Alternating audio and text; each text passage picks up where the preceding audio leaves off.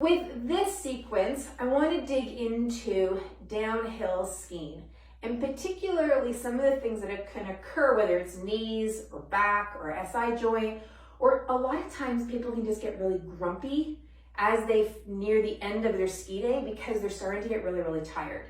When I've worked with people who have a lot of pain and then they're wanting to return to the slopes and we get them more functional, I share with them some really key features around how to improve so they've got more stamina to get right through to the end of the day if they want to.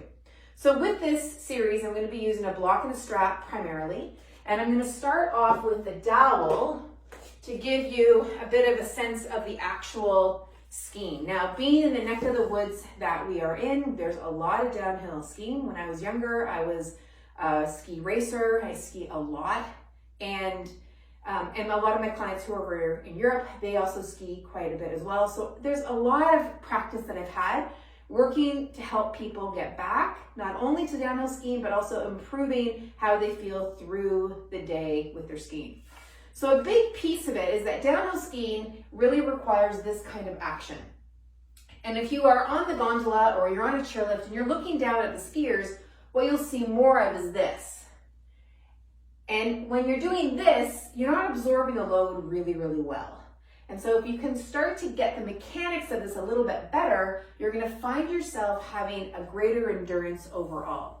So what I'll ask people to do is with this doweling, like pretending they've got their poles here, they've come off the chairlift and they're cruising, getting ready for their first or second or third run, to just practice this motion of hips, knees, and ankles. And notice what their upper body is doing. Depending on what happened the night before, how tired you are coming into your ski day, you'll get a really good feel of where you're starting out and how you need to start out, whether it's more of an easier run or whether you want to do a harder run. It just gives you a context for where you're beginning.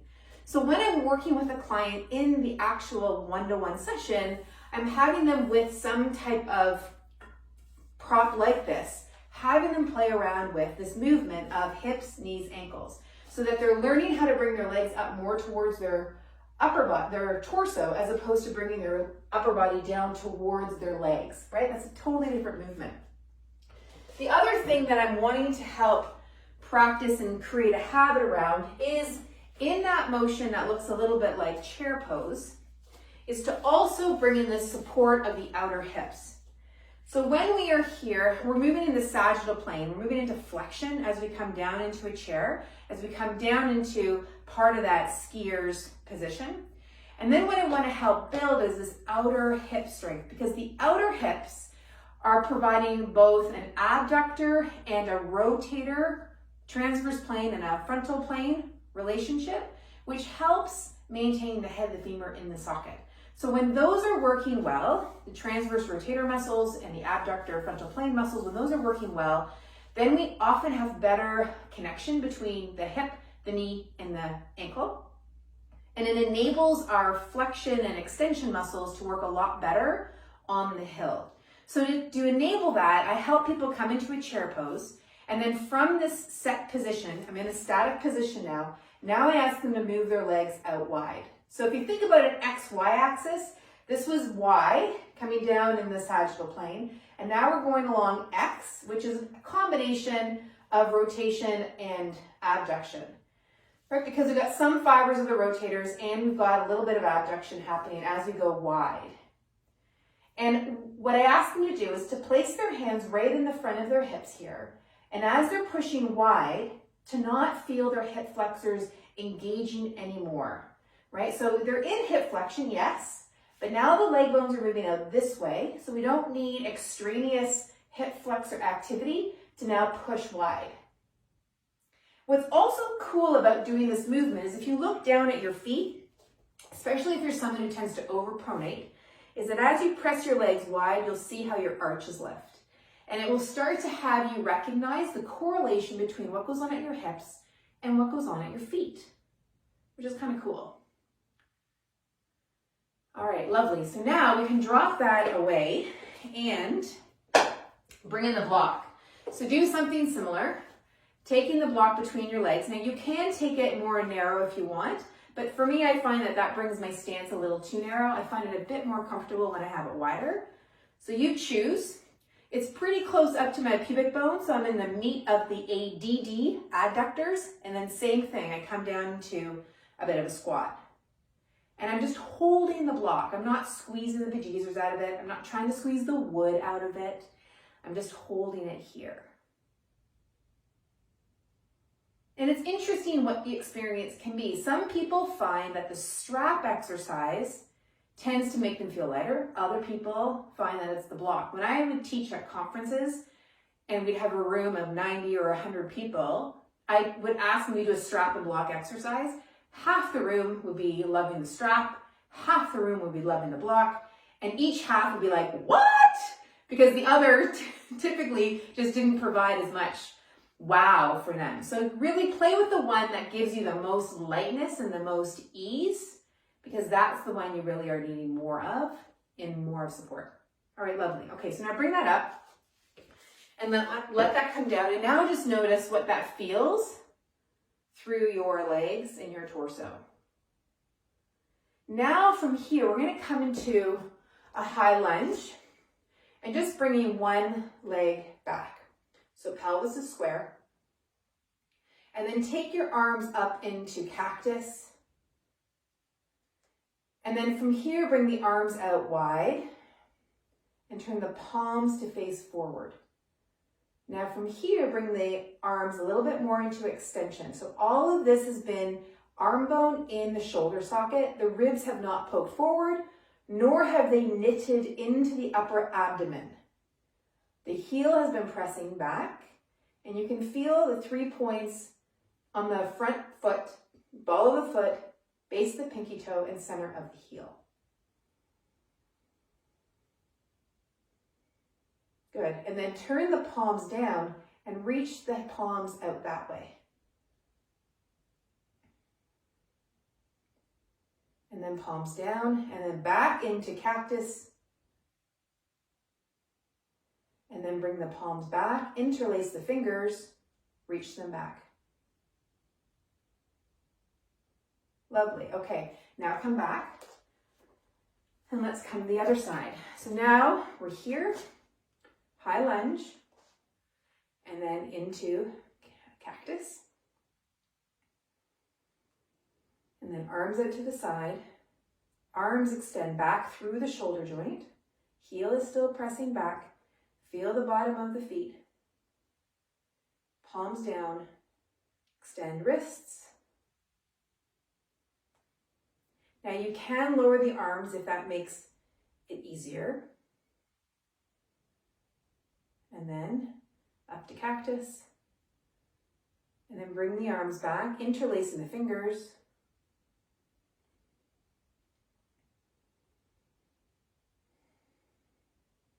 Lovely, okay, and then come back up. Alrighty, now notice what you feel.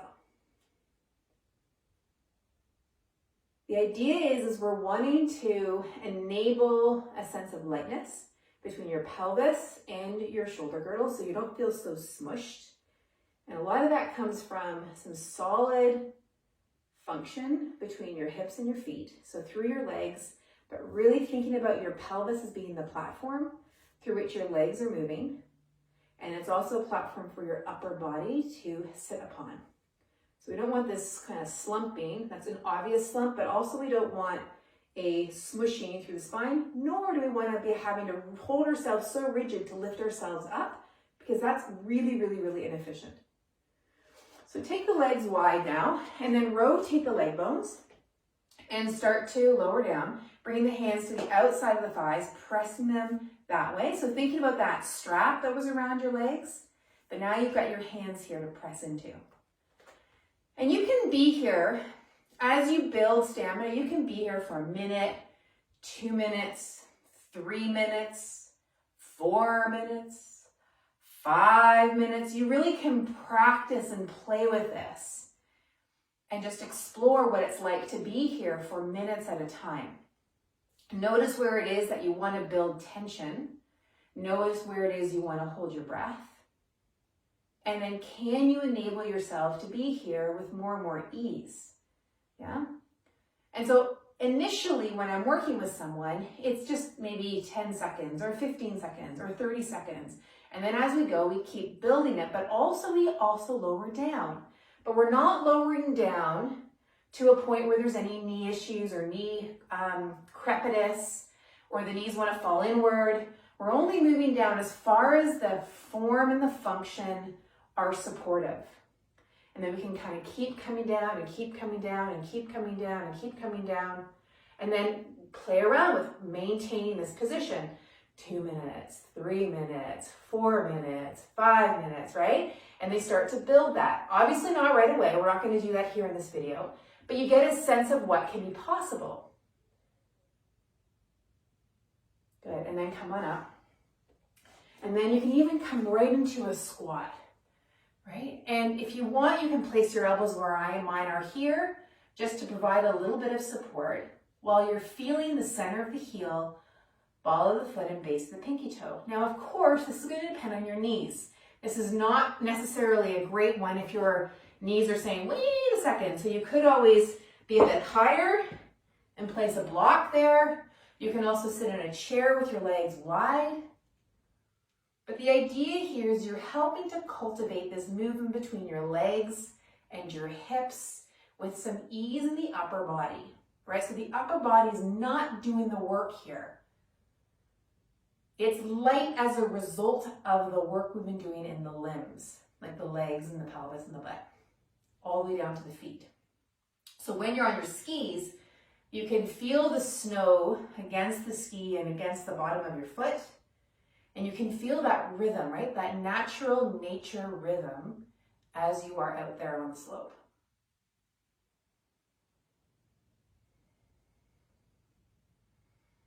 All right, so now coming from here, and let's come into a gateway. So coming over into a side bend. Now the reason I'm including this is because, again, so much of the skiing has us moving in the sagittal plane. And these side muscles can become, they can get fatigued because they're helping support the work of flexion and extension. But if then we're not doing good flexion and extension and we're doing more smooshing, then they're going to become a little bit more limited, right? They might feel like they're getting a bit tired or tight. So being able to gain a little bit more suppleness through here will be really, really important.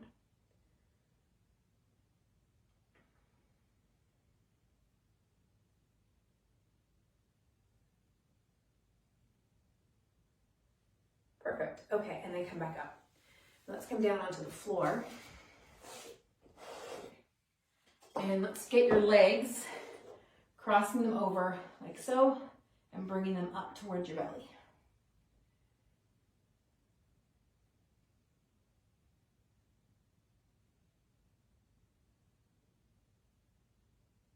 And then the other side.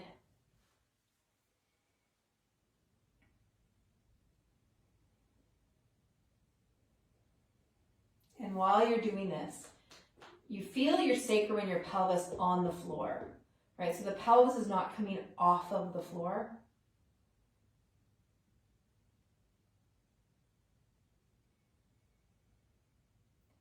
And if you want to play with this a little bit further, you can take it into happy baby.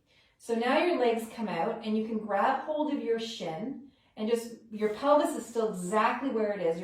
You're not airing out the bottom of your pelvis. It's still there, and you grab hold of whatever it is you can reach, and then allow for those legs to come down towards the floor. You don't have to reach your your foot, unless you can easily do it, right? So it's not about reaching way up, it's right like so.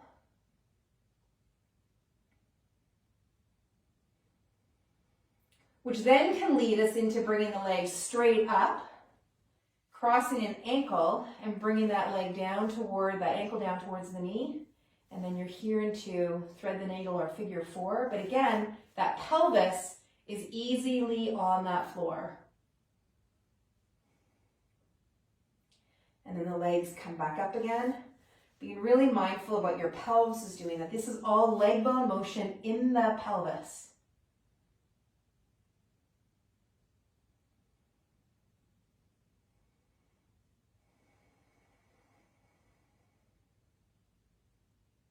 Really, really nice. And then bring the legs back down. Good. And then ankle comes off the knee. Now, take those legs wide into a butterfly position. So you're rotating the legs out and then bringing them back in. Rotating them out and bringing them back in. So you're coming onto the outside edges of your feet, but not Baddha Konasana where you're sliding them in. That's just a different exercise. You can certainly include that in here, but that's not what we're doing here right now.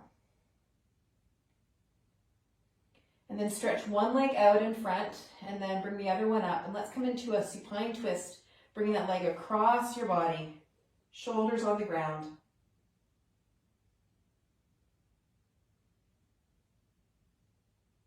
And then back up. And then other side.